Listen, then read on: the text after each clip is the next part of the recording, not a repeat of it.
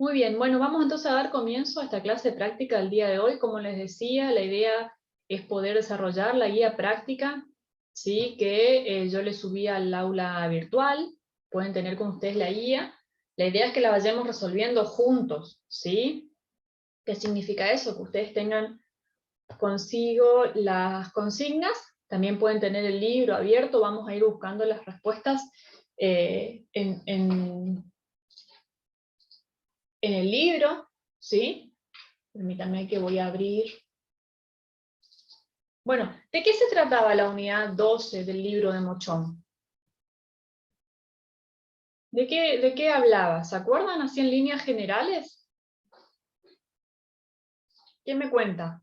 ¿Quién se acuerda algo de lo que vieron la semana pasada en la unidad 12? Del rol del Estado, perfecto, ¿sí? Hablaba del rol del Estado y la política fiscal. En resumidas cuentas, este capítulo nosotros ya hemos pasado por las macromagnitudes, ya hemos hablado de la oferta y la demanda agregada, del equilibrio macroeconómico, hablamos de esa situación de producto potencial, que es aquel nivel de producción donde están utilizados todos los factores productivos. Sabemos que la economía no siempre se sitúa, o sea, es difícil que se sitúe en ese nivel de producto potencial, siempre está por encima o por debajo, y eso implica, ¿sí?, que la economía haya factores que no estén siendo usados. Eso lo representamos a través del desempleo, que fue lo que vimos en la clase pasada, ¿sí? Por eso se habla de un desempleo friccional, que es ese desempleo que de alguna forma es un desempleo aceptable, ¿sí?, en la economía, dado esto, dado que no siempre nos situamos en el nivel de producto potencial, ¿sí? Eso es lo que hemos estado viendo en las unidades anteriores. Como ustedes me dicen, en el capítulo 12 ya hablamos del rol del Estado. Y dentro del rol del Estado, ¿se acuerdan cuáles eran algunos temas centrales que vieron en la teoría? Cuando hablamos del rol del Estado, ¿cuáles son los temas que vimos dentro de la unidad 12? Por ejemplo. Las funciones la función fiscal. Perfecto, las funciones del Estado, ¿sí? Una de ellas, como dice Catherine, era la fiscal, ¿sí? Después vimos que tenían distintas funciones el Estado, ¿no? Funciones que están más ligadas, funciones, digamos, dentro del ámbito económico, algunas que están más ligadas a la macroeconomía, ¿sí? Y Claro. otras funciones que son más generales, ¿sí? Eso se acuerdan, ¿no? Sí. Y después, así, funciones, ese es uno de los temas. Después, ¿qué otro tema central de la unidad 12, que se acuerden? La intervención del estabilizadora. Estado. Perfecto, las políticas, ¿sí? Las políticas a través de las cuales el Estado interviene en la economía. Esas políticas, ustedes vieron que podían ser políticas fiscales, políticas monetarias, hay algunas políticas de tipo discrecional, otras que se llaman estabilizadores automáticos. Son distintas formas en las que el Estado de alguna forma interviene en la economía, ¿sí? Dentro de la política, digamos, de la función fiscal del Estado, ¿cuál es el tema principal que vieron? ¿Cómo financia el Estado sus actividades? ¿A través de qué? De los impuestos. De los impuestos, ¿no es cierto? Y ahí dentro de los impuestos vimos una gran cantidad de clasificaciones, tipos de impuestos, cuándo son progresivos, cuándo son regresivos, cuándo son directos, cuándo son indirectos, ¿sí? Entonces, vamos a hacer un repaso de todos esos temas hoy. Esa es la idea de esta práctica de la unidad número 12, ¿sí? Y la primera actividad, como ustedes habrán podido ver en la guía, es un crucigrama, ¿sí? Es un crucigrama que me gustaría que lo fuéramos completando juntos, ¿sí? Juntas, en la medida que vamos con el libro, acompañando con el libro y con la guía, ¿sí? Ustedes saben que en un crucigrama tenemos algunas indicaciones que nos marcan las palabras que están en sentido vertical y otras indicaciones para las palabras que están en horizontal, ¿sí? Entonces, si les parece, comencemos a completar juntos. Ustedes van completando en su guía, ¿sí? Los que la tengan impreso y los que no pueden ir anotando las respuestas para que después puedan usarlo como guía de estudio, ¿sí? Entonces vamos primero con las palabras que están en orientación vertical, ¿sí? Orientación vertical, y vamos con la número 1. Si ustedes ven, es esta acá, sería digamos, esta sección, ¿sí? Esta sección del crucigrama. Que me admito unos compañeros que están en sala de espera. Bien. Dice, la primera palabra que tenemos que relacionar su concepto son los impuestos recaudados sobre bienes y servicios. ¿Qué tipos de impuestos son los que se recaudan sobre bienes y servicios? Progresivo. Progresivos. A Indirectos. A ver si contamos las palabras. A ver si va a entrar progresivos ahí. ¿Sí? Otro dice indirectos. ¿Quién más dice progresivos o indirectos? Fíjense que cuando nosotros estamos hablando acá, está dando un concepto, digamos, que nos lleva a una definición en particular, ¿sí? Nosotros cuando hablamos de progresivo o regresivo, ¿sí? Nos estamos refiriendo a la proporción que representa el impuesto sobre la renta, ¿sí? Entonces, si yo digo, sí, a medida que aumenta la renta, se cobra un impuesto cada vez mayor, me estoy refiriendo a un impuesto progresivo o viceversa, ¿sí? Si a medida que aumenta la renta cobro un impuesto cada vez menor, es regresivo. Pero digo, eso es una clasificación, y fíjense que si yo leo la consigna no me está hablando en ningún momento acerca de la proporción de la renta, por ende no se está refiriendo a la clasificación de tipo progresivo o regresivo, ¿sí? Ahora, la clasificación entre impuestos directos e indirectos, ¿sí? Lo que me habla es sobre qué recae el impuesto, sobre qué se recauda. Entonces, ahí es donde tengo que poner el ojo, ¿sí? Y si ustedes van a la página 221 del libro, fíjense que ahí dice, los impuestos directos recaen sobre el contribuyente, ¿sí? O sea, sobre la persona, y los impuestos indirectos recaen sobre los bienes o servicios, o sea, se recaudan sobre bienes y servicios. ¿Sí? ¿Están todos ahí en esa parte del libro? Sí, profe. ¿Sí? Entonces, efectivamente, ese primer concepto de los impuestos que se recaudan o recaen sobre los bienes y servicios está haciendo referencia a los impuestos indirectos. ¿Sí? Indirectos. Entonces, siempre tenemos que leer la consigna y tratar de relacionarlo con su concepto, ¿sí? ¿Qué es lo que me está preguntando? ¿Qué tipo de clasificación puedo asociar a lo que me está preguntando? ¿Sí? Vamos con la segunda, dice, pago que efectúa el Estado a una persona sin contraprestación. Estamos en la vertical número 2, que sería esto acá. ¿Cómo Transferencia. Transferencia, perfecto, ¿sí? Si nosotros vamos a la página 220, yo les voy ubicando ahí como para que ustedes puedan marcar en el libro los que tengan a mano, ¿sí? En la página 220 me dice, la transferencia es el pago que efectúa el Estado a una persona a cambio del cual ésta no presta ningún servicio ni ningún bien, ¿sí? ¿Cuál sería un ejemplo de transferencia? Las jubilaciones. Por ejemplo, ¿sí? Por ejemplo, entonces, no hay una contraprestación, no hay una actividad productiva, no hay un trabajo a cambio de ese pago. ¿Sí? ¿Estamos? ¿Podemos avanzar? Sí, profe. Perfecto, entonces, a ver, paso acá. El 2, entonces, es transferencia. ¿Sí? Vamos con la 4 vertical, que sería esta acá. ¿Sí? Me dice, corriente de pensamiento que confía en las fuerzas del mercado como instrumento para acercarse al pleno empleo. ¿Quiénes son los que dicen que el Estado no tiene que intervenir a través de políticas porque es solamente el funcionamiento de la oferta y la demanda lo que va a acercar al nivel de producción efectivo al pleno empleo. ¿Quiénes son?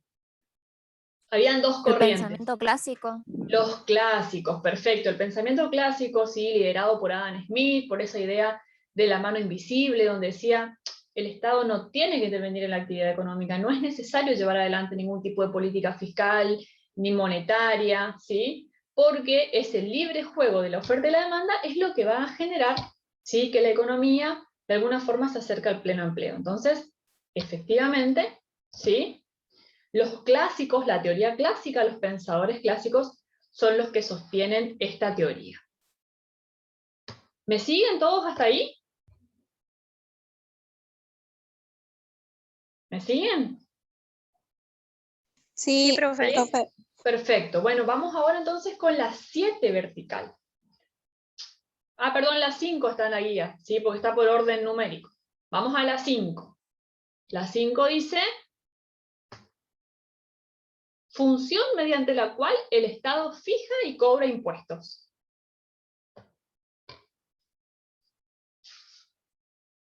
¿Cómo se llama esa Fiscal. función?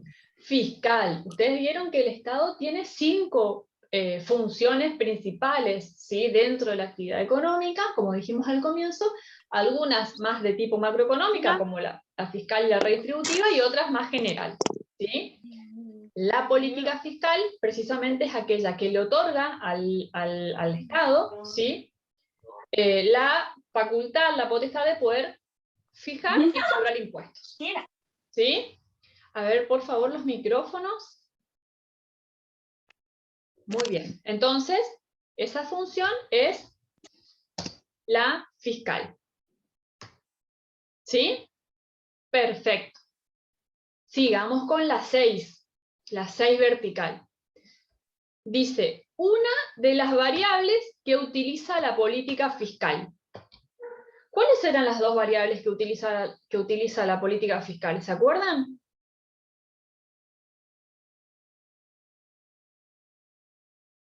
Cuando el Estado lleva adelante una política fiscal, puede actuar a través de dos variables. Puede modificar o puede jugar de alguna forma, déjenme usar ese término, pero puede jugar con dos variables. ¿Cuáles son? ¿Se acuerdan?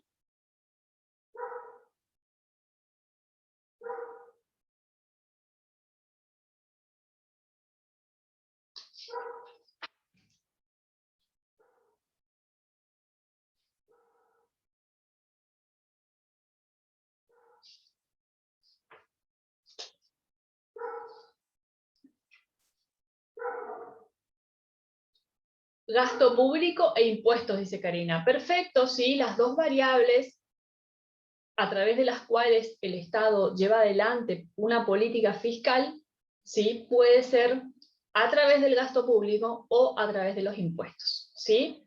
Cuando se trata específicamente de una política expansiva, quiere decir que lo que se busca es expandir, es decir, de alguna forma incrementar la demanda agregada, ¿sí?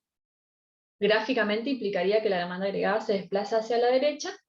El Estado tiene la opción de aumentar el gasto público, es decir, de alguna forma poner más dinero en la economía, o de bajar los impuestos, porque la gente, o sea, los agentes económicos, al pagar menos impuestos, también dispondrían de más dinero para poder gastarlo en la economía. Entonces, las dos variables de las que el Estado puede valerse a la hora de llevar adelante una política fiscal puede ser el gasto o puede ser los impuestos, ¿sí? Entonces, en función a eso, ¿qué pondríamos ahí en el 6 vertical? Gasto, perfecto, Karina, ¿sí? Entonces, en el 6 vertical, ¿sí?, va la variable gasto, ¿sí? Tranquilamente, la otra es impuesto, en este caso coincide por la cantidad de letras como la variable gasto. Perfecto, perfecto. Bueno, después vamos a la 7 vertical. Dice, variable con efecto final positivo de una política fiscal expansiva.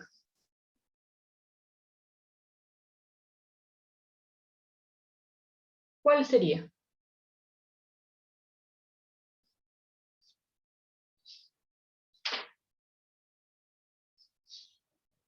Si van todos a la página del libro 229.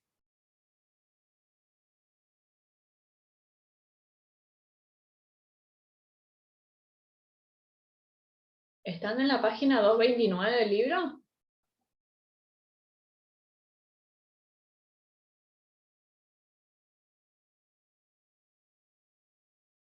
Fíjense que en la página 229, al final hay un cuadro donde muestra los efectos, ¿sí?, de la política fiscal expansiva y de la política fiscal restrictiva o contractiva, ¿sí? Acá la consigna dice, ¿no?, variable con efecto final positivo de una política fiscal expansiva. Si ustedes miran ese cuadrito de la página 229 del libro, a la parte de arriba tienen los efectos y las variables y los efectos de una política fiscal expansiva, en la parte de arriba del cuadro, ¿sí? Y ahí pueden leerlo así. Fíjense que si ustedes miran esa primera parte del cuadro, está lo que yo les contaba recién. Las dos variables a través de las cuales el Estado puede llevar adelante una política fiscal expansiva es disminuyendo los impuestos, por eso tienen la flechita que va hacia abajo, disminuyendo los impuestos, o aumentando el gasto, ¿sí? Cualquiera de los dos caminos, tanto bajar los impuestos como aumentar el gasto, implican una política fiscal expansiva, ¿sí? Las dos alternativas, ¿sí? La baja de los impuestos dice que, bueno, como la gente paga menos impuestos, va a aumentar el consumo, y como las empresas pagan menos impuestos, va a aumentar la inversión. Entonces eso va a hacer que la demanda agregada aumente, ¿sí?, por el lado del consumo y por el lado de la inversión. Recuerden ustedes que cuando hablamos de demanda agregada estamos hablando de esa igualdad como demanda agregada igual a consumo, más inversión, más gasto, más exportaciones netas, ¿sí?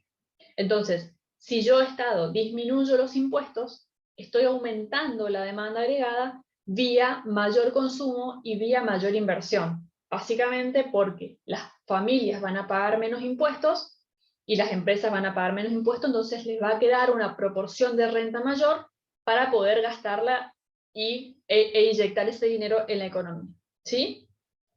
La otra vía, que es el aumento del gasto, es digamos, un camino directo para incrementar la demanda agregada. Aumento el gasto y automáticamente estoy incrementando la demanda agregada.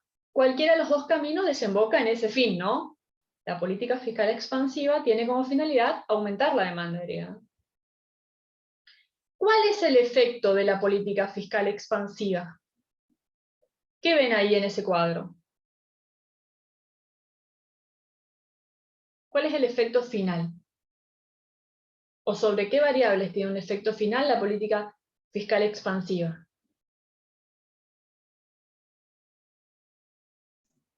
Y que aumenta la producción, el empleo y los precios. Perfecto, aumenta la producción, es decir, como de repente va a haber más dinero, entonces las empresas van a poder producir más. Eso significa que van a poder contratar más, ¿sí? Esos serían como efectos positivos, porque digo, está re bueno que se pueda producir más y contratar más gente, o sea, disminuir el desempleo, pero después tenemos una contracara, porque si fuera tan sencillo, ¿no? Si fuera tan sencillo, digamos, aumentar la producción y disminuir el desempleo, entonces viviríamos aplicando políticas fiscales expansivas, pero toda política tiene de alguna forma una consecuencia, ¿sí? Entonces, la consecuencia, como ustedes señalaron ahí, es el aumento de precios, la inflación. Ese sería como el efecto negativo de una política fiscal expansiva, ¿sí? Acá en el caso de la consigna nos pregunta y nos dice, variable con efecto final positivo, ¿sí? Según lo que estamos viendo acá, tenemos dos variables con efecto final positivo, o la producción o el empleo, ¿sí? Y bueno, como dice Karina, ¿sí?, las letras, digamos, el espacio me da lugar a pensar de que efectivamente estamos hablando de la variable producción, ¿sí? Otra variable podría ser empleo, sí, podría ser empleo, pero en este caso estamos, digamos, de alguna forma completando este crucigrama, y bueno, respetamos las cantidades de palabras, de letras, ¿sí? ¿Se entiende cómo se lee ese cuadrito que está en la página 229? ¿Se entiende esto que les explicaba recién? ¿Sí? Bueno, en la parte de abajo del cuadro habla de la política fiscal restrictiva o contractiva. Fíjense que es todo lo contrario, ¿sí?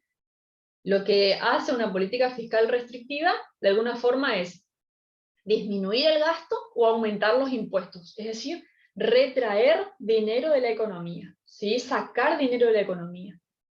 Lo que ustedes habrán escuchado como enfriar la economía, ¿sí? ¿Qué hace? ¿Qué logra ese tipo de políticas? De alguna forma contrae la demanda agregada, la disminuye, ¿sí? Y tiene un efecto contrario en las variables que vimos recién, ¿sí? Baja, o sea, ahí estamos, de alguna forma estamos haciendo frente al efecto negativo de la política fiscal expansiva, porque fíjese qué pasa con los precios. ¿Qué pasa con los precios si llevamos adelante una política fiscal restrictiva?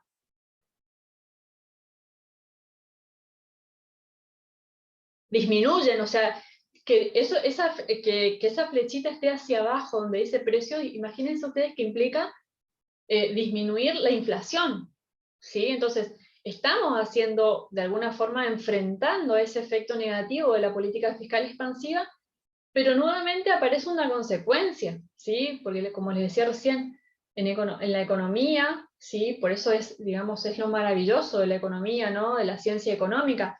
No hay una receta exacta, no hay algo que diga, bueno, tienen que hacer esto para que esto se dé. Pasa esto, ¿no? Cuando uno toma una decisión o lleva adelante una política del tipo que sea, sabe que va a tener ciertos resultados, pero también que se va a enfrentar a determinadas consecuencias de esa decisión, ¿sí? Y en el caso de una política fiscal contractiva, de alguna forma voy a controlar los precios, pero el hecho de retirar ese dinero, evitar que las familias puedan gastar o que las empresas puedan invertir, lo que va a hacer es que las empresas produzcan menos y por ende aumente el desempleo.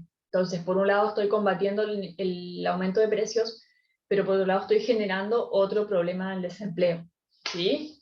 Y ahí entonces aparecen las distintas corrientes y de acuerdo, digamos, a la posición que adopte el Estado en un momento determinado, va a priorizar, porque acá se trata de eso, ¿no? De priorizar el objetivo macroeconómico que quiera atacar, ¿sí? Si prioriza la producción y el empleo por encima de la inflación, entonces llevará adelante políticas de tipo expansiva, pero si considera que la inflación es un problema que debe considerarse por encima de las demás variables, entonces va a priorizar ese objetivo y va a llevar adelante políticas contractivas.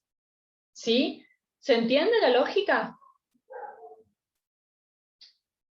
¿Hay alguna duda que quede de este tema?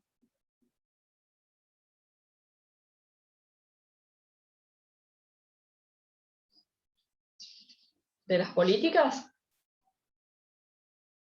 Bueno, avancemos entonces con la 8 vertical, ¿sí? Que sería la última vertical. Dice, tipo de impuesto que a medida que aumenta la renta, se cobra cada vez, déjenme ver, se cobra un porcentaje cada vez menor.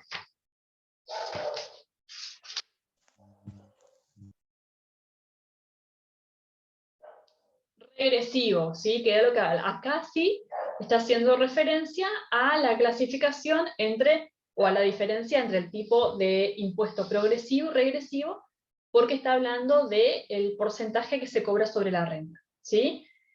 Y efectivamente, a medida que aumenta la renta y se cobra un porcentaje cada vez menor, estamos hablando de un impuesto regresivo, ¿sí? Perfecto.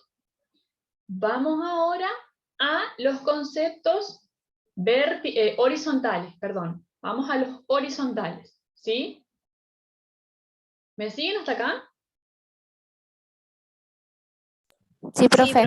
Perfecto. Bueno, dice, el 3 horizontal dice, tipo de políticas fiscales explícitas destinadas a estabilizar la actividad económica. Reguladora. Fíjense que ahí no estamos hablando de función del Estado. Cuando hablamos de la reguladora, fiscal, distributiva, estamos hablando de función del Estado. ¿Sí? acá. Estamos en la 9. A ver, ¿por qué espérenme que me parece que yo me corrí. Acá, yo me fui uno antes, disculpe, estaba leyendo la otra consigna de la 9 ya. Perdón, se me pasó. Esta sería la 3 horizontal, ¿sí? Que como ustedes recién me dijeron, bueno, acá sí hacía referencia a la función, les pido disculpas. Sí, la 3 dice función mediante la cual el Estado establece controles de precios y regula monopolios, y acá sí es reguladora. Sí, perfecto, discúlpeme, estaba leyendo ya la consigna que seguía. ¿Sí? Ahora sí, entonces, vamos a la 9 horizontal, que dice tipos de políticas fiscales explícitas destinadas a estabilizar la actividad económica. ¿Cuáles son esas políticas que de alguna forma me exigen tomar una decisión, algo explícito, algo que digo, bueno, esto es lo que se tiene que hacer para lograr esto en la economía? ¿Se acuerdan?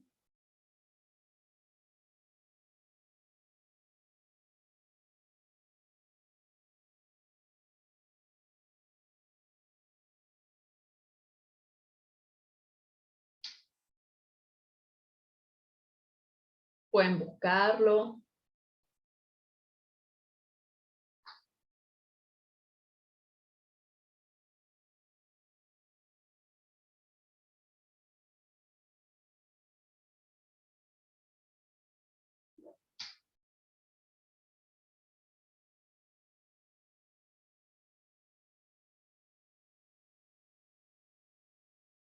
¿Discrecionales, profe? Discrecionales, perfecto. Recuerden que cuando nosotros estamos analizando la política fiscal, ¿sí?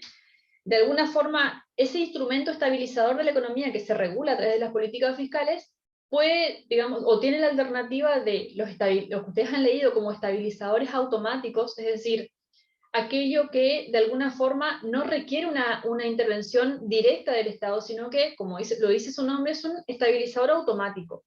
Si a la economía le va bien, entonces de manera automática, ¿sí? Ese tipo de política se regula solo, ¿sí? No hay una decisión por parte del Estado. Para darles el ejemplo, ¿cuál es el ejemplo más común de un estabilizador automático? El seguro de desempleo, ¿sí? El seguro de desempleo, no sé si ustedes lo conocerán, pero de alguna forma cuando una persona se encuentra durante cierto tiempo en relación de dependencia, por algún motivo pierde ese trabajo, ¿sí? No por renuncia, creo que no puede ser por renuncia, pero de alguna forma queda sin trabajo, tiene el derecho, ¿sí?, de contratar o sea, de solicitar lo que le llaman un seguro de desempleo, ¿sí?, que se paga a través del ANSES, donde el Estado de alguna forma recompone ese tiempo en el cual la persona se encuentra sin trabajo, ¿sí?, y le paga un determinado monto, ¿sí?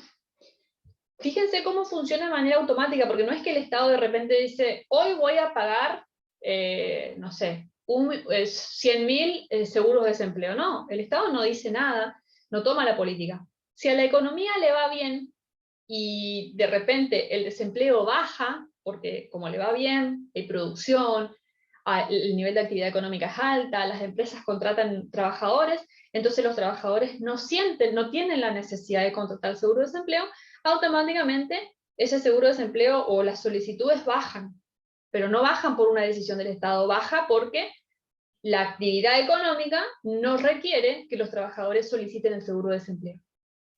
De repente, si la actividad económica, digamos, estamos en los siglos, ¿se acuerdan que veíamos los siglos en las unidades anteriores?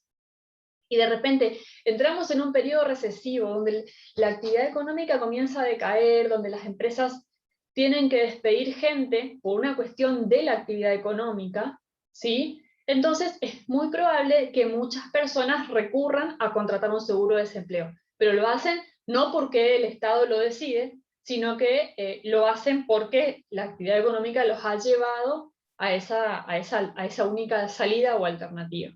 Entonces, en ese sentido son, digamos, estabilizadores automáticos. En función a cómo va la economía, de alguna forma se regula en función a eso. ¿Sí? Esos son los estabilizadores automáticos. En cambio, las políticas discrecionales, que como efectivamente ustedes señalaron, y ya les voy a pasar porque son las políticas discrecionales, son aquellas políticas fiscales, o sea, de alguna forma que inciden en el gasto público, pero que tienen que ser tomadas y decididas por el Estado para ser aplicadas, ¿sí? Por ejemplo, el Estado decide la construcción de un puente, el Estado decide contratar, ¿sí?, el aumento del gasto público a través de la construcción de una carretera, ¿sí?, de una autovía.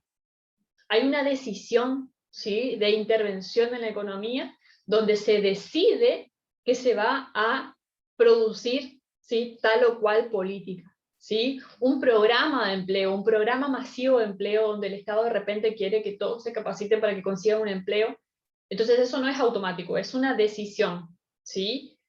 Y esa es la diferencia entonces entre políticas discrecionales, que como su nombre dice, discrecional significa que hay una decisión de actuar, digamos, de alguna forma específica sobre una situación, o los estabilizadores automáticos. ¿Sí? ¿Se entiende la diferencia entre políticas discrecionales y estabilizadores automáticos? Sí, profe, se entendió. Perfecto. Bueno, vamos a la 10 horizontal. Tipo de impuesto que a medida que aumenta la renta, se cobra un porcentaje cada vez mayor. Progresivo. Progresivo, ¿sí? Que es el otro tipo de, cuando estamos hablando de el impuesto en referencia a la proporción de la renta que utiliza, ¿sí?, o sobre la cual se grava, los impuestos progresivos implican eso, ¿no? A medida que aumenta la renta de la persona, se cobra un porcentaje cada vez mayor, ¿sí? Y con eso quedaría completo nuestro crucigrama, ¿sí? Espero que haya quedado claro los conceptos que se utilizaron. Ustedes, si hay alguna duda, me preguntan.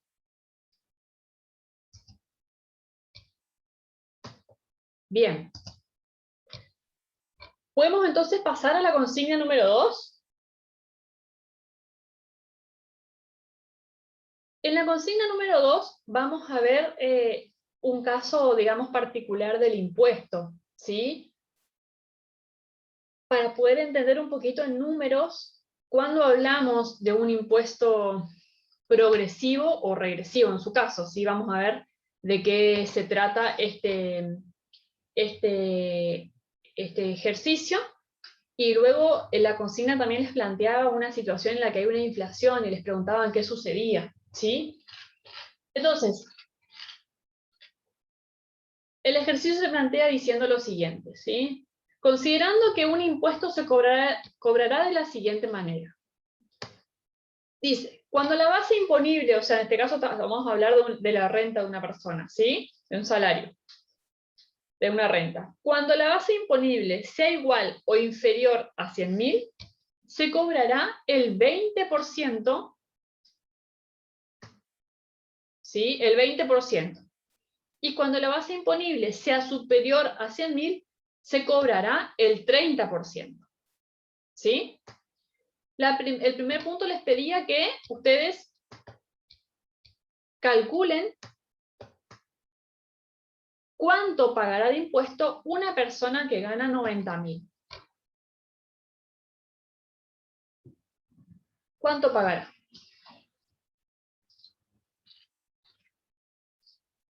¿Qué porcentaje le corresponde de pagar de impuesto a una persona según esa escala que plantea el ejercicio? Pagar a una persona que cobra 90.000.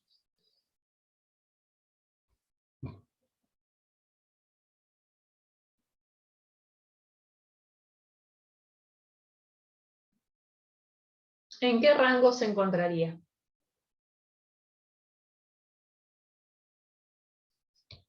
A ver, ¿alguien está levantando la mano? 18.000, dice Karina. No sé quién levantó la mano. ¿Pueden habilitar su micrófono y hablar?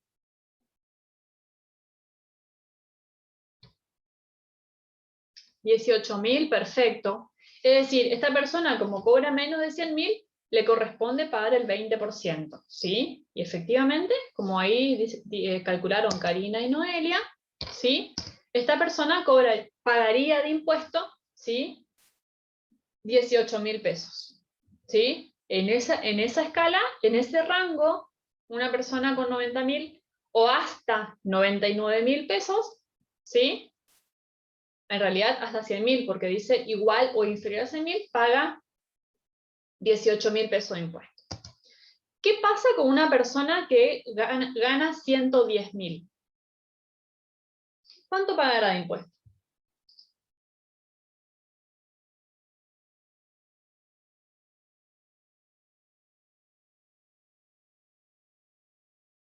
$33.000. ¿Alguien más llegó a ese número? Bien. ¿Qué hicimos ahí?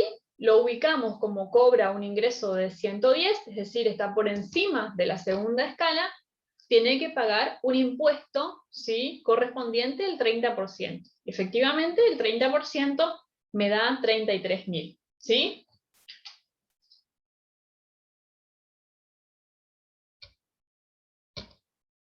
El punto C preguntaba, ¿sí?, si se trataba de un impuesto progresivo o regresivo. ¿Qué les parece a ustedes? Regresivo, profe. ¿Cómo? Regresivo. Regresivo, ¿por qué sería regresivo?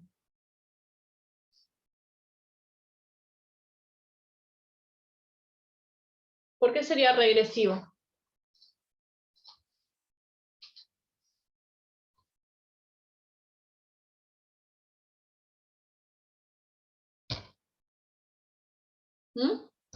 Fíjense, acá les hice un cuadrito resumen. El caso 1, la persona 1 que cobra un sueldo de 90.000 pesos, paga un impuesto correspondiente al 20%. Y en el caso de una segunda persona que cobra un sueldo, o que cobra, digamos, una renta de 110.000 pesos, paga el 30%. ¿Eso cómo lo vemos? ¿Como un impuesto progresivo o regresivo? De acuerdo a lo que hemos visto en la teoría.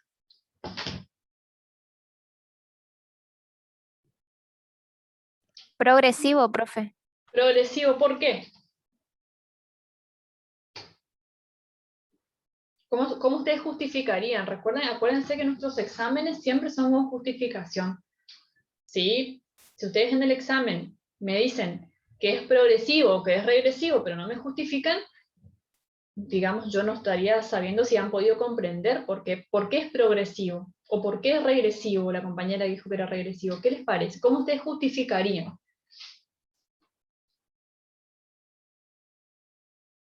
¿Cómo podrían justificar con sus palabras?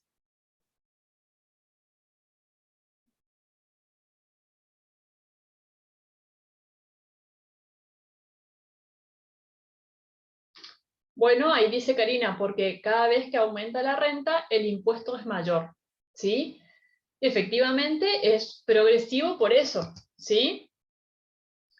Fíjense que cuando la renta es 90.000, se cobra 20%, pero si la renta aumenta a 110.000, se cobra un 30%. Entonces, ahí se puede ver la progresividad del impuesto, ¿sí? A medida que la persona, digamos, cobra un mayor ingreso, tiene un mayor ingreso, ¿sí? Un sueldo, salario, renta, llámese como mejor a ustedes les aclare el concepto, pero lo cierto es que cuanto más cobra, más paga. Y ahí es donde se ve la progresividad del impuesto. ¿Se entiende hasta ahí?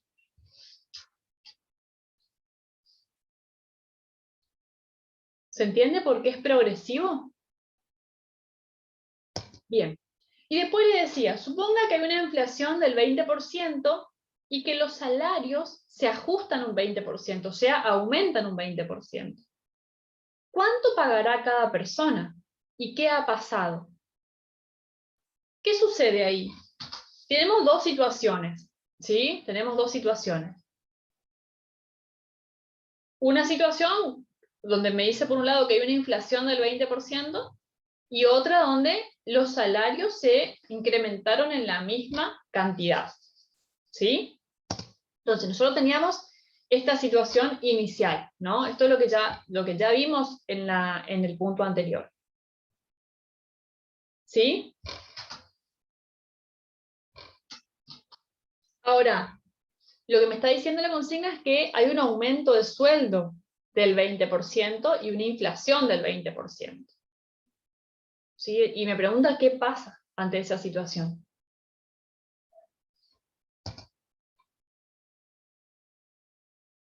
¿Qué les parece que tenemos que evaluar? ¿Qué es lo que nos está pidiendo la consigna?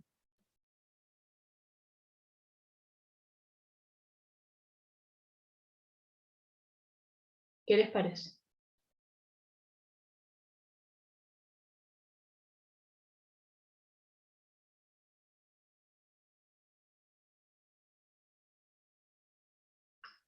Yo sé que estos dos sueldos van a cambiar. ¿Sí o no?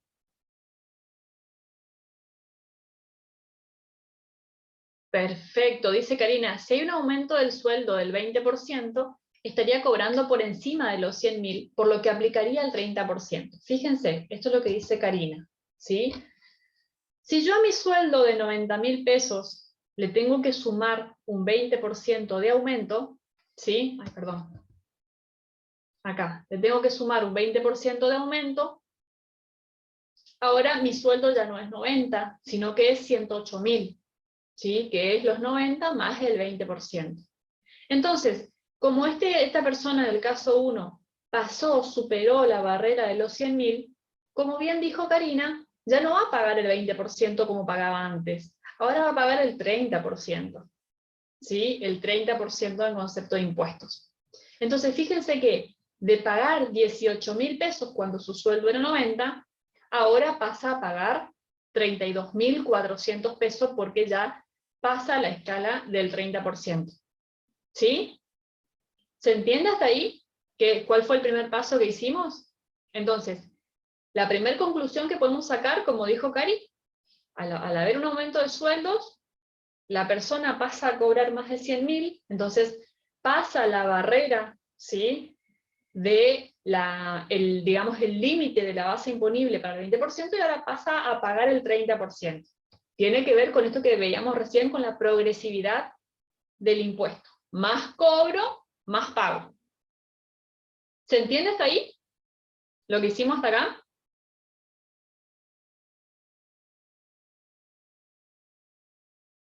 ¿Se entiende?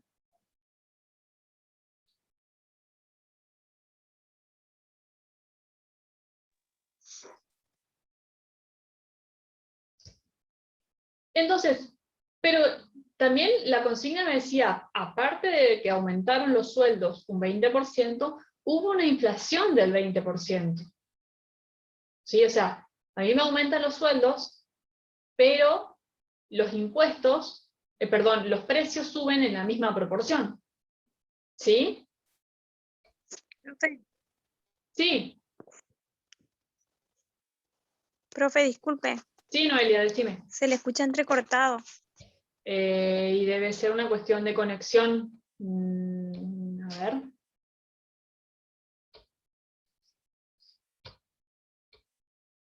Debe ser una cuestión de conexión mía, chicos, chicas. Avancemos y bueno, en todo caso después la parte que quede así medio confusa la pueden volver sobre la grabación. ¿Sí? A ver.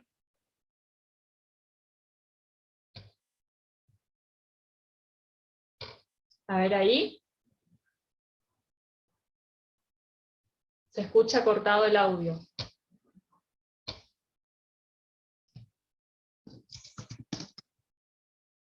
A ver.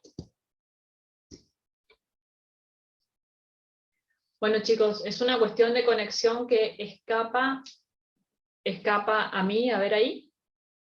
Por ahí es una cuestión de momentos, ¿sí? Les pido disculpas, pero es una cuestión que escapa a lo que yo pueda hacer. Bien, perfecto, gracias por avisar. Bueno, vemos, en todo caso hacemos eso, corto un ratito, esperamos y ahí avanzamos, ¿sí? Ustedes me avisan y hacemos una pausa. Bien.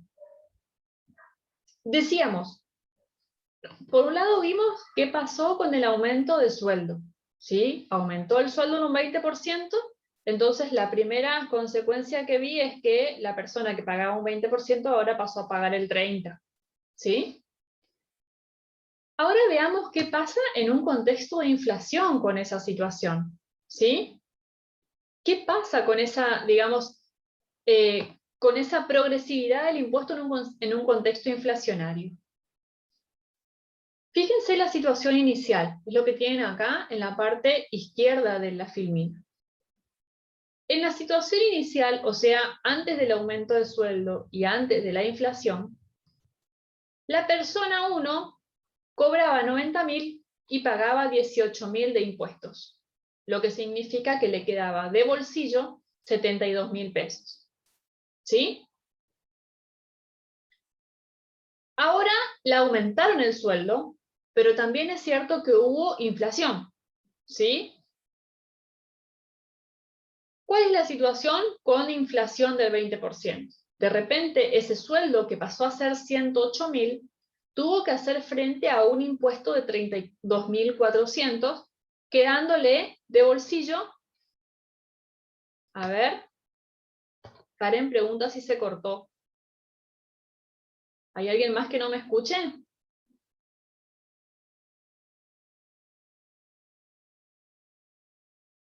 A ver. ¿Se escucha Yo le bien? escucho bien, profe. Bueno, a ver, por ahí, por eso nomás pregunto para no avanzar. Karen me pregunta si se cortó, por ahí es una cuestión de conectividad, ¿sí? Bueno, les decía, ustedes cualquier cosa les pido que me avisen. Con la inflación, apago la cámara, perfecto. A ver, por ahí, me cuesta un poco no hablar con cámara porque como que no le estoy hablando a la filmina, nomás a la guía. Pero bueno, ustedes ahí desactivé la cámara y ustedes me avisan, ¿sí? Cualquier cosa me avisan. Bueno, fíjense que, les decía, con la inflación en el medio, ¿sí? Ese sueldo que había pasado a 108.000 tuvo que hacerse cargo de un impuesto de 32.400, por lo tanto le quedó de bolsillo, ¿sí? 75.600 pesos. Si yo comparo la situación inicial con la situación actual, ¿qué le pasó a esta persona 1? ¿Qué le pasó? Fíjense que si yo calculo la diferencia entre el sueldo neto en la situación 1, que era 72.000 pesos, y el sueldo neto en la situación 2, en realidad el incremento neto que tuvo esta persona, o sea, el incremento real que tuvo, fue el 5%. ¿Sí? Y no del 20%, como lo habíamos leído en la situación original. ¿Por qué pasa eso? Porque en un contexto inflacionario, gran parte, ¿sí?, de los, digamos, de los incrementos que podamos tener se traslada hacia una cuestión impositiva. Fíjense que en este caso, el aumento del 20%, lo que generó fue que la persona pasara de pagar del 20%, al 30% de impuestos. Y en detrimento de eso, la inflación generó que de repente lo que le quedara neto valiera menos, y entonces fíjense cómo el sueldo en realidad tuvo un incremento real solo del 5%. ¿Sí? ¿Qué pasa en el caso de la persona 2? O sea, en el otro caso donde no hubo un cambio de escala, ¿sí?, entre porcentajes, porque esta persona que pagaba 30% sigue pagando el 30%, ¿sí? Fíjense que en una situación inicial, donde cobraba 110.000 pesos y pagó impuestos por 33.000, le quedó de bolsillo 77, en una situación, digamos, con el incremento que pasó, ¿sí? Pasó a cobrar 132.000 y a pagar un impuesto de 39.600, y el sueldo neto, o sea, la diferencia entre el sueldo menos los impuestos, se fue igual a 92.400. Si yo calculo la diferencia entre el sueldo neto de la situación inicial y el sueldo neto de la situación con inflación y con aumento, fíjense que la diferencia entre 77.000 y 92.400 es el 20%. Entonces, fíjense cómo son dos situaciones que parten de una situación inicial, que tienen los mismos, digamos, las mismas, se enfrentan a las mismas situaciones, digamos, es decir, estas dos personas de alguna forma han tenido el mismo aumento de sueldo, ¿sí? Y se han enfrentado a la misma inflación. Pero ¿qué pasa? ¿Cuál es la diferencia entre una y otra? ¿Sí? En términos reales, una terminó recibiendo un incremento mucho menor, ¿sí? Y esto es lo que sucede en contextos de inflación.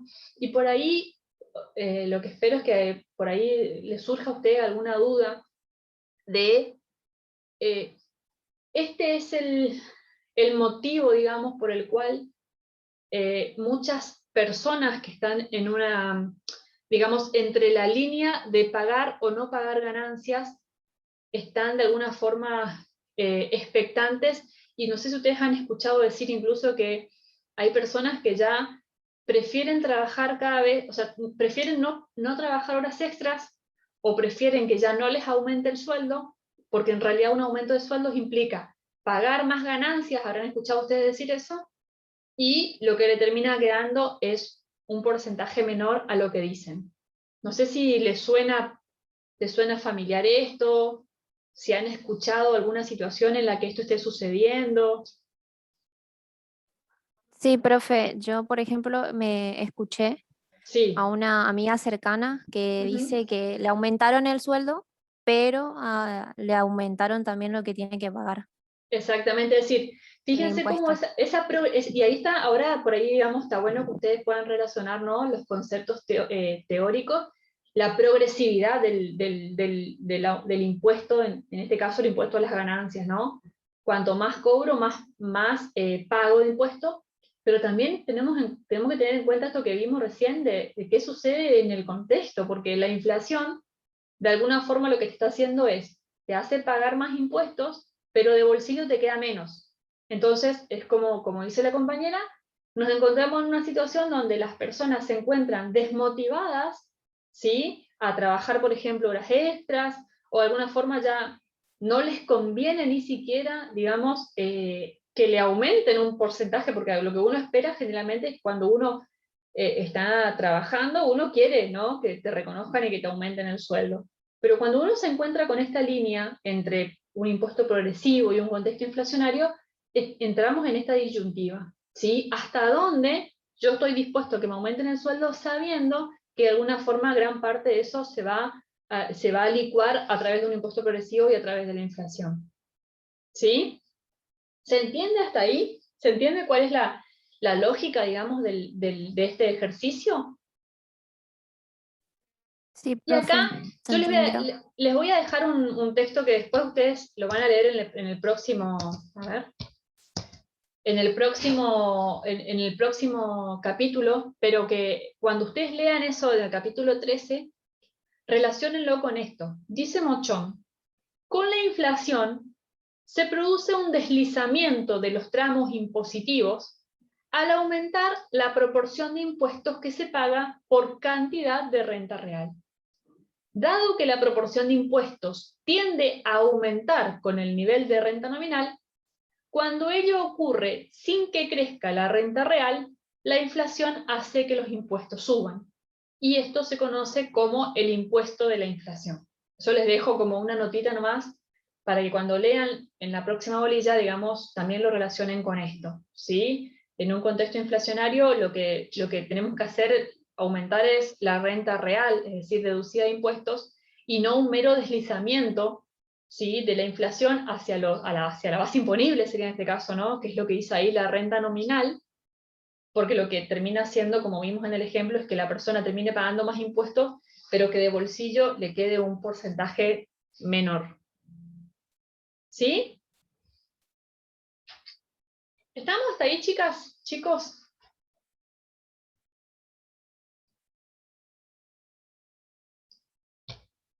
Bien. ¿Alguna duda de impuestos? ¿Alguna duda que quieran sacarse antes de avanzar al último tema?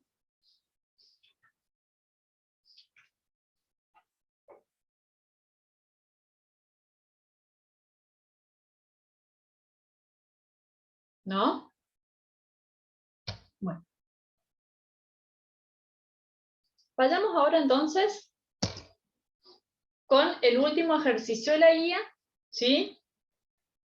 Y esto sí les voy a recomendar, ¿sí? Este tema, que lo tengan en cuenta, porque generalmente este tipo de ejercicios se han planteado en los exámenes con números chiquitos, o sea, van a tener que hacer algún tipo de cálculo así como este que vamos a ver ahora, pero acá lo que importa es la justificación, ¿sí? La fundamentación, lo que ustedes puedan escribir con sus palabras acerca de cómo ustedes interpretan el resultado. Entonces, así como se acuerdan que vimos en la bolilla de macromagnitudes cuando vimos el desempleo, y vimos algunos ejemplos del cálculo de la tasa de desempleo, la tasa de actividad, ¿sí? La tasa, la tasa de actividad, la tasa de desempleo, que fue lo que hicimos el cálculo, yo les contaba, les hacía hincapié en la interpretación. Bueno, yo les pido que eso ustedes lo tengan en cuenta, porque ese tipo de cálculos que hicimos de tasas se suele preguntar en los exámenes, ¿sí? Entonces, tengan especial, digamos, atención en las fórmulas, ¿sí? Vamos entonces a esta fórmula que está en el capítulo 12, que habla de la brecha de producción. ¿Alguien se acuerda qué es la brecha de producción? ¿O qué me muestra la brecha de producción? ¿Alguien se acuerda?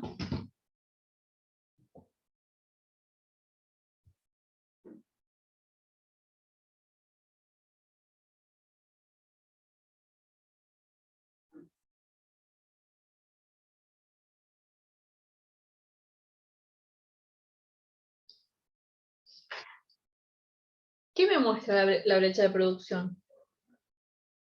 ¿O cómo se calcula? ¿Dónde lo vemos a eso?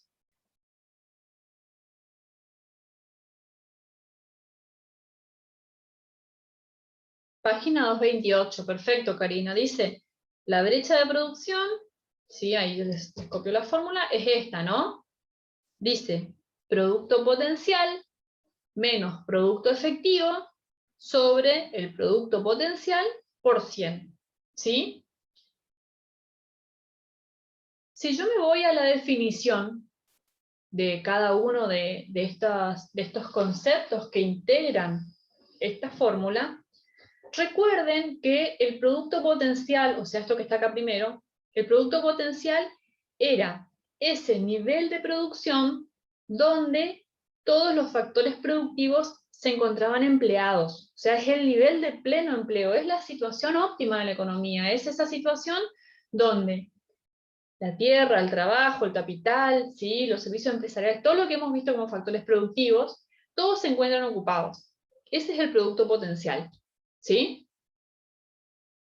En cambio, el producto, si yo tengo que diferenciarlo del producto efectivo, el producto efectivo, así como su nombre lo dice, es lo que efectivamente se produce en la economía, es decir, el producto real, ¿sí?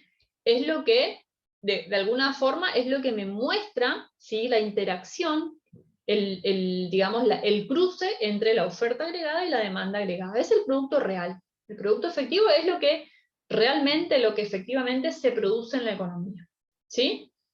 Entonces, fíjense que si yo, desde la lógica, lo que yo estoy haciendo acá, estoy comparando el producto potencial con el producto real o efectivo, ¿sí? Estoy sacando. Por diferencia, lo que yo estoy viendo acá es cuánto se aleja el producto real del producto potencial, ¿sí? Y esa diferencia yo la estoy comparando respecto al producto potencial para sacar una proporción, ¿sí? Para sacar un porcentaje, ¿sí? Es decir, Lo que yo voy a calcular con la brecha de producción es cuál es el porcentaje, ¿sí?, de producción o la diferencia de producción que existe en la economía respecto del producto potencial. ¿Sí? Dicho en otras palabras, ¿cómo me encuentro o cómo se encuentra mi economía considerando el producto real respecto del producto potencial? ¿Sí? Me va a mostrar si yo estoy por encima del producto potencial o por debajo del producto potencial. ¿Sí? Si yo me encontraba por debajo del producto potencial, ¿qué significaba? ¿Se acuerdan? Si yo me encuentro hacia la izquierda del producto potencial, ¿qué pasaba? ¿Alguien se acuerda de lo que vimos la clase pasada?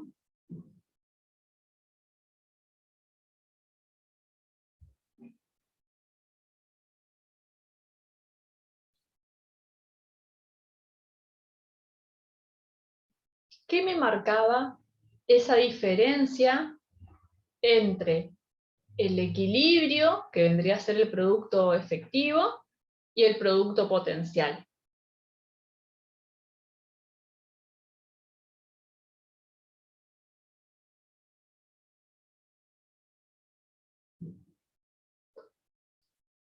¿Alguien se acuerda?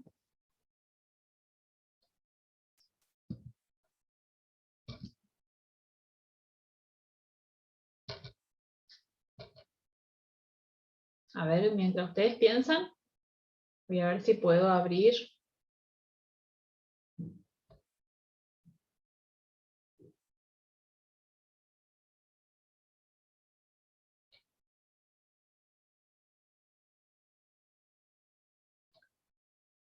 ¿Se acuerdan o no?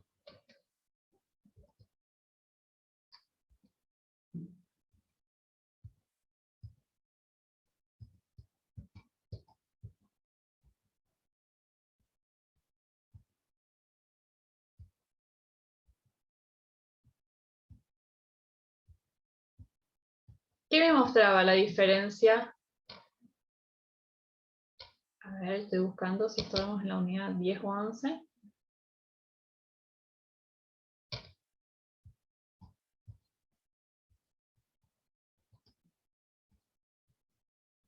¿Qué sucedía cuando mi producto real se encontraba por debajo del producto potencial?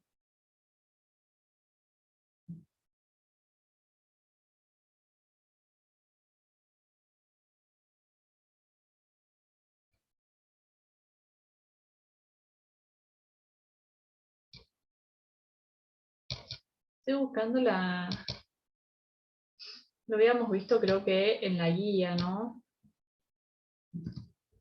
Cuando nos había tocado el tema. Había una disminución de la producción, dice. Sí, en realidad esa es la situación. A ver, en la próxima guía igual voy a volver a la presentación porque en la próxima lo vamos a ver. Pero, a ver desde el concepto. Si yo les digo que en el producto potencial, ¿sí?, están utilizados todos los factores productivos, es decir, es la situación de pleno empleo, ¿qué sucede en la economía si yo me encuentro con un nivel de producción menor? O sea, hacia la izquierda de la brecha. ¿Qué estaría sucediendo en la economía?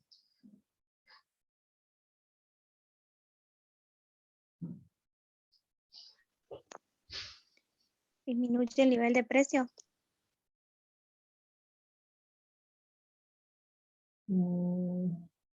A ver, volvamos a la pregunta porque la idea, no estamos viendo, no le estoy preguntando específicamente el efecto sobre el nivel de precios, sino que le estoy pidiendo que razonemos esta fórmula y les pregunto, si el nivel de producción o el producto potencial es la producción de pleno empleo, quiere decir, donde todos los factores productivos están empleados, por ejemplo, yo digo, bueno, para 1 millón la producción igual a 1.000.000, todos los factores están ocupados. ¿Qué pasa si la producción, en realidad, en lugar de 1.000.000, es 700.000? ¿Qué les parece a ustedes que pasa en esa economía? ¿Qué estaría pasando si en lugar de producir 1.000.000, se están produciendo 700.000?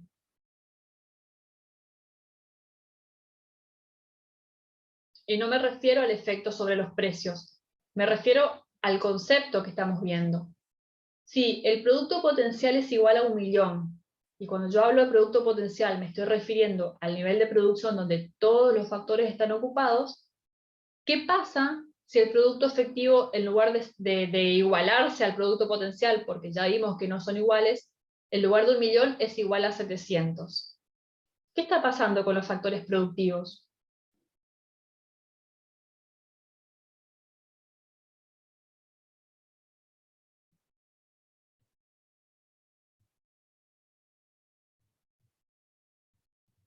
Perfecto, dice Karen, hay recursos que no se utilizan.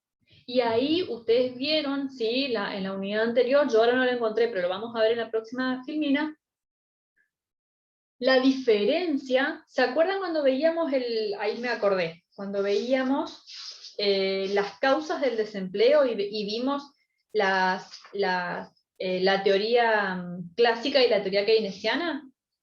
Ahí lo habían visto conmigo. Cuando nosotros veíamos la teoría keynesiana, ¿sí?, acerca de cómo se genera el desempleo, Keynes sostenía que un nivel, digamos, de producción real por debajo del producto potencial hacía lo que él señala como el desempleo, que es lo que está diciendo Karen. Hay recursos que no se utilizan, hay personas que no están trabajando, hay máquinas que no se están utilizando, hay tierras que no se están trabajando. ¿Sí? Porque yo le digo, bueno, no, para que estemos en pleno empleo y todos los recursos estén utilizados, la producción es 1.000.000. Y usted me dice, no, profe, mi producción no llega al 1.000.000, llega a 700.000. Entonces yo voy a concluir de que hay gente que no trabajó, máquinas que no se usaron o tierras que no se labraron. ¿Sí? Entonces, como señala Karen, hay recursos que no se utilizaron. ¿Se entiende? Quiero que esto quede bien claro porque esto es un tema central. ¿Se entiende? Bien. ¿Y qué pasa en una situación contraria? ¿Qué pasa si mi producto real o efectivo se encuentra por encima del producto potencial?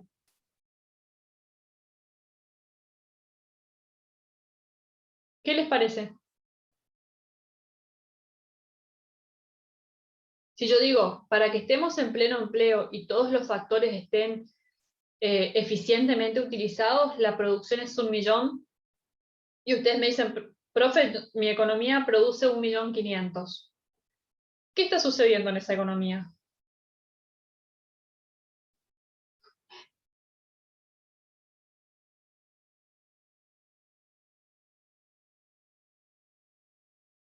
¿Qué les parece?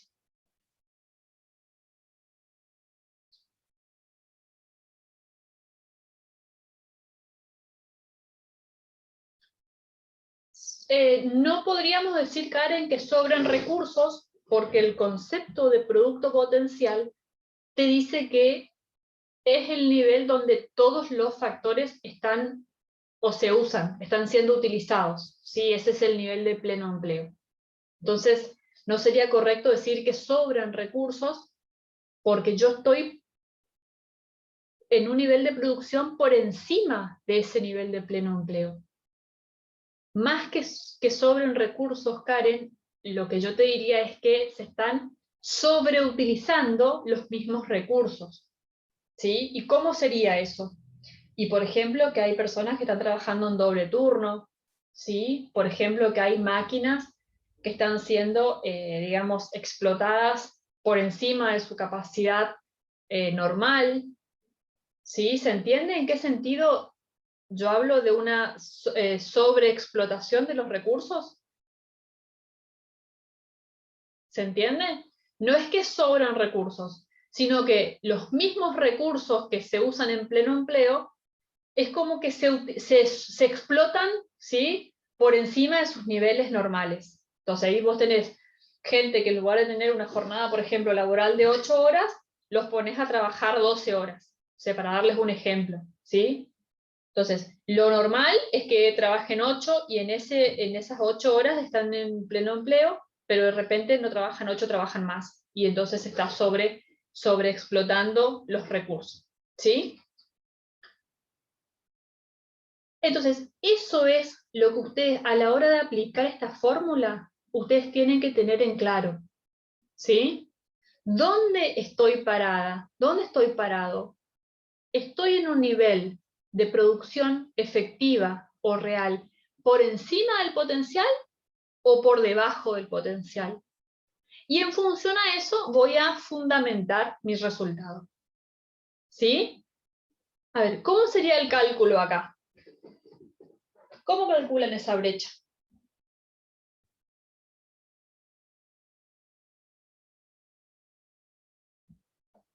¿Cómo la calculan?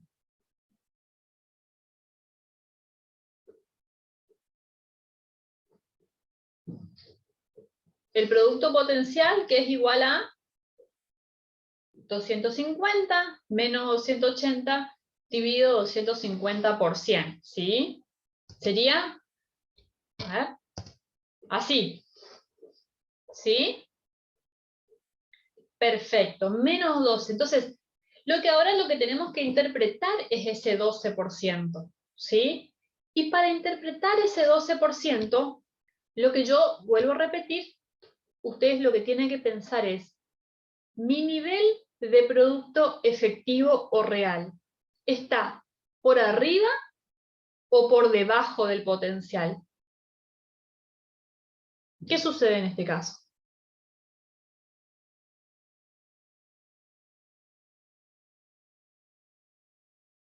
¿Se encuentra por debajo, profe?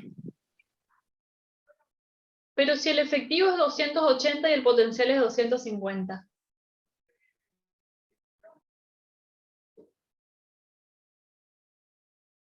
Eso es lo que ustedes tienen que analizar, ¿sí? En términos de producción. Si yo estoy produciendo efectivamente 280, pero mi producto potencial es 250, ¿estoy produciendo por encima o por debajo del producto potencial?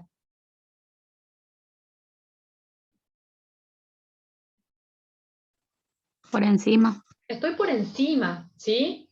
Y ese 12% que me da ahí, que me da negativo, porque lo que me está mostrando es la diferencia que hay a partir del producto potencial, ¿sí? Yo estoy un 12% por encima, estoy en negativo, ¿sí? Estoy por encima del producto potencial, ¿sí? Estoy excedida del producto potencial en un 12%, ¿sí? Y si yo lo tengo que justificar,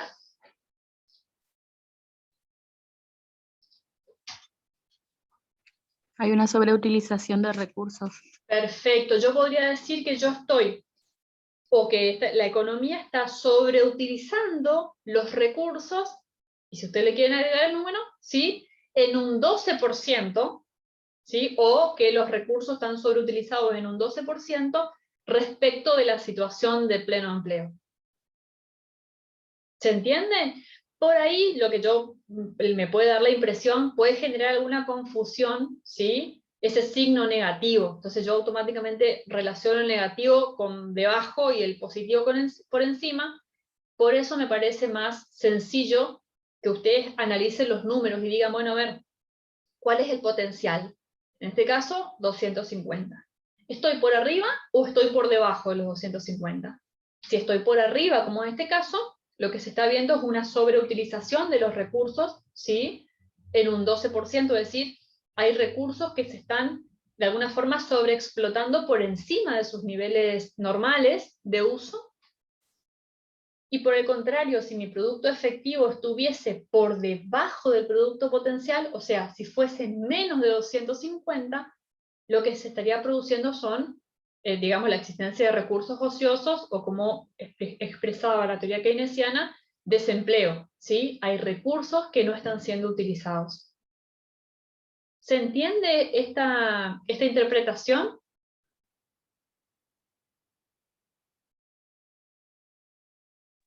Sí, profe. ¿Sí? Esto es muy importante que quede claro, ¿sí? Porque este tipo de cálculos han habido en los exámenes, y como les digo, más allá del cálculo en sí, lo que a nosotros nos interesa es la interpretación, ¿sí? Y no hay forma más sencilla que interpretarla de esta manera, decir, bueno, a ver, ¿dónde estoy? ¿Mi producto potencial? ¿Si estoy por encima o si estoy por debajo? ¿Sí? No es mucho más que eso. Pensarlo, razonarlo desde ahí, eso es lo que me está intentando mostrar esta fórmula, ¿sí? Perfecto. Bueno, y acá vamos a ver un gráfico, vamos a ver gráficamente esto que estamos hablando. Vamos a representarlo gráficamente para entender, ¿sí? Porque el gráfico, la consigna, perdón, primero les pedía que calculemos la brecha, que fue lo que hicimos recién. El segundo punto nos dice, esbozar un gráfico aproximado que permita mostrar la situación de la economía. ¿Sí? Después me pide que interpretemos el resultado y finalmente nos pregunta si sería recomendable una política fiscal expansiva. Bueno, ¿cómo represento gráficamente la situación de esta economía? ¿Qué tenemos en este gráfico? Fíjense que tenemos un equilibrio donde tenemos la curva de oferta agregada y de demanda agregada. ¿Sí? Como les dije hoy, esta intersección entre la curva de oferta agregada y demanda agregada que me determina el equilibrio, ¿sí? Me determina el equilibrio, me muestra, ¿sí? El nivel de producción efectiva o real, el producto efectivo o real, que en este caso, por el ejemplo, era 280. ¿Sí? Lo que yo tengo que pensar es, mi producto potencial es igual a 250, y ustedes vieron que el producto potencial se lo grafica como una línea, ¿sí? Vertical, a partir del cual la curva de oferta agregada ya se empieza a hacer cada vez más, digamos, más rígida, ¿sí? Más inelástica, porque ya, más que eso, digamos, la oferta no puede crecer porque hasta ahí los factores productivos están empleados, ¿sí? Esa línea que me representa el producto potencial, ¿a dónde la voy a graficar? En este caso, si es 250. ¿A la izquierda del producto real o a la derecha? ¿Qué les parece?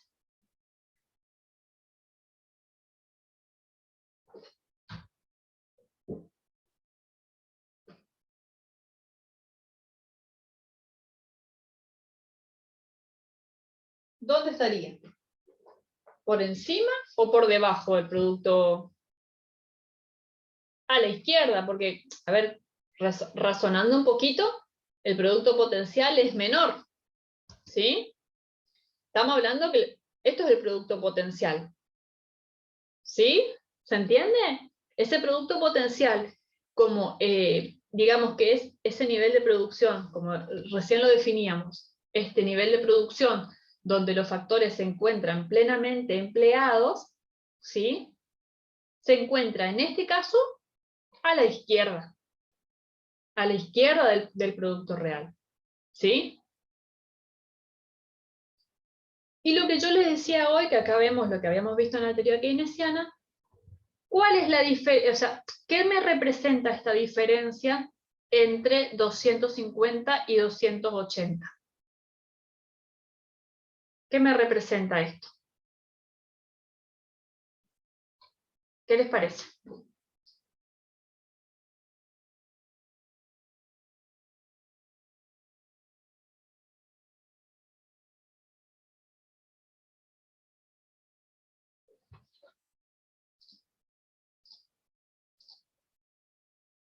¿Qué les parece?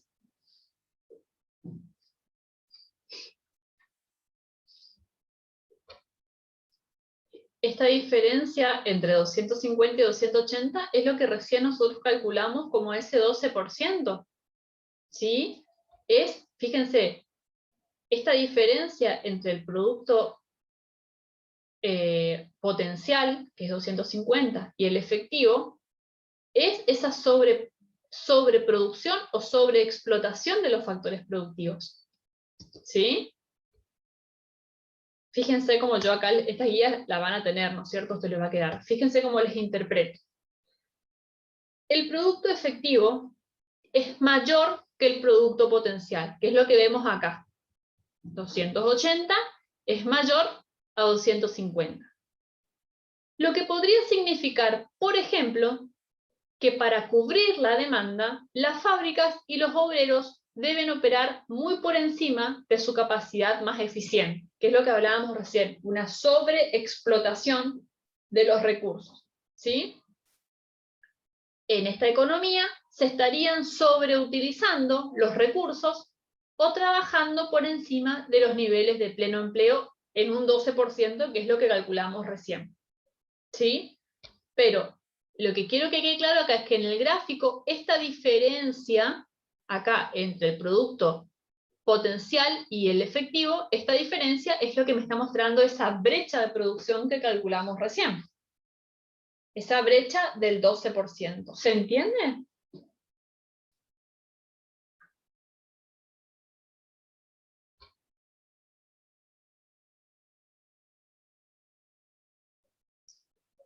¿Se entiende cómo lo representamos gráficamente a la brecha de producción?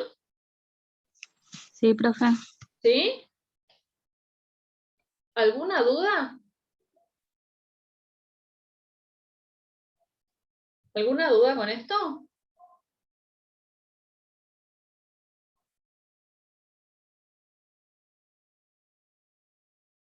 Bueno, y el último punto,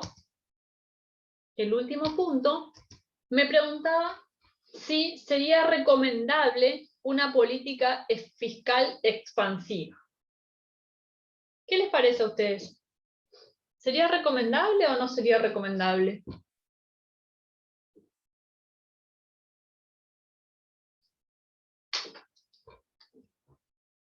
¿Qué les parece?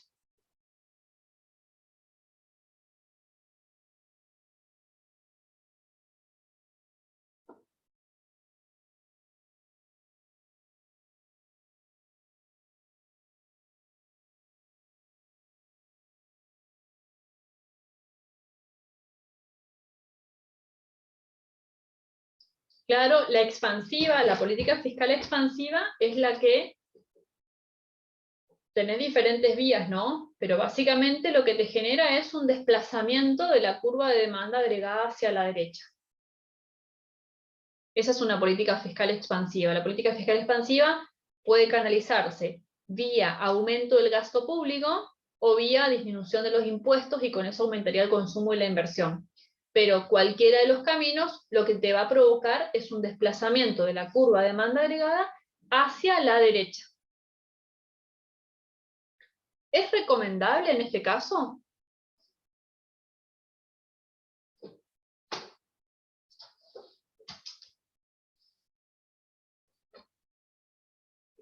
En este caso no, entonces. ¿Qué pasaría, Karina, en este caso si yo llevo adelante una política fiscal expansiva? Fíjense en el gráfico. Si yo llevo adelante una política fiscal expansiva, pasaría esto. Mi curva de demanda agregada se va a desplazar hacia la derecha, ¿sí? ¿Y qué va a suceder ahí? Voy a tener un nuevo equilibrio, que es ese nuevo E sub prima, ¿sí? ¿Qué pasa ahí?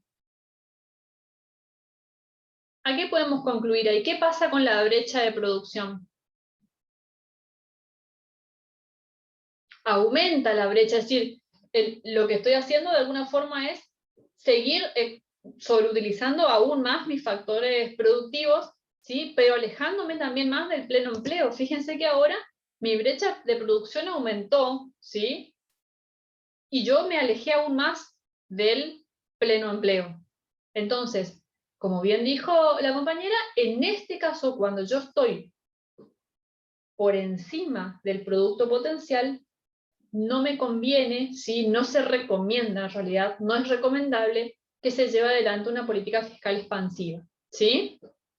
Entonces, en este caso, como decíamos, no se recomienda porque eso aumentaría la demanda agregada, la desplazaría a la derecha y la va a alejar aún más del producto potencial, ¿sí?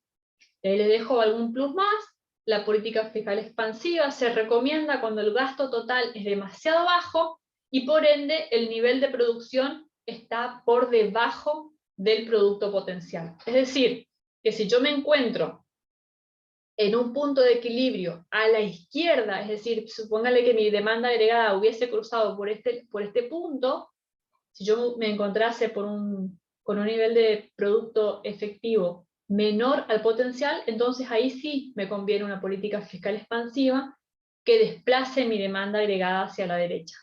Pero si yo estoy en una situación como esta que estamos viendo ahora, ubicándome en un nivel de producción real por encima del potencial, yo lo que necesito en realidad es contraer mi demanda agregada, es decir, disminuirla para poder achicar esta brecha de producción y acercarme más al pleno empleo.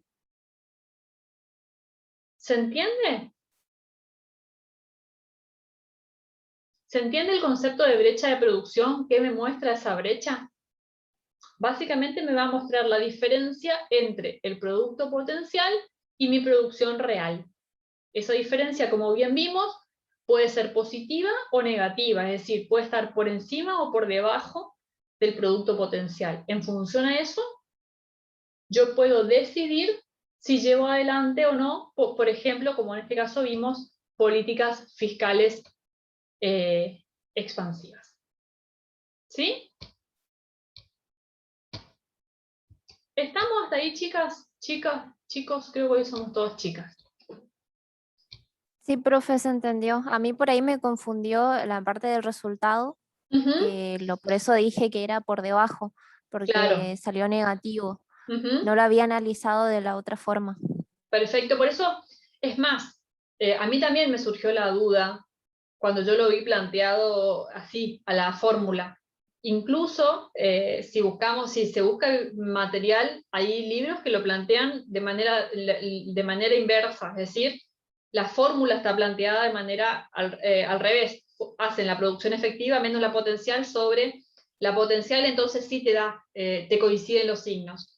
Pero bueno, es una cuestión más bibliográfica, entonces me parece que la mejor manera de entender este concepto de brecha es la que les mostré recién.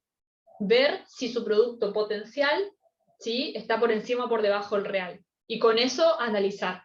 El cálculo, por supuesto, lo tienen que hacer porque ese porcentaje les va a representar la sobreutilización o la subutilización de recursos. El porcentaje en sí, el número, ¿no? Pero después la fundamentación las pueden dar tranquilamente ustedes en función a si su producto está por encima o por debajo del potencial. Por eso me pareció interesante mostrarles de esta forma, ¿no? De la forma gráfica, lo de la brecha. No sé si hay alguna pregunta. Con esto damos, digamos, por finalizada la guía de la unidad 12. No sé si quieren hacer alguna pregunta. ¿Alguna duda que tengan? Si no, damos por finalizada la clase de hoy.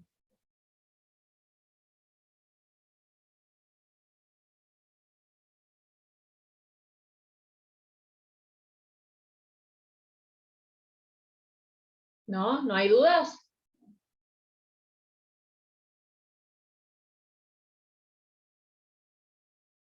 Bueno, chicas, si no hay preguntas, no, gracias a ustedes. Entonces, bueno, nos estaremos encontrando la semana próxima. El próximo martes, entonces, con la clase de teoría. ¿Sí? Bueno, nos encontramos entonces. Muchas gracias, buena semana para todos. Hasta la próxima semana.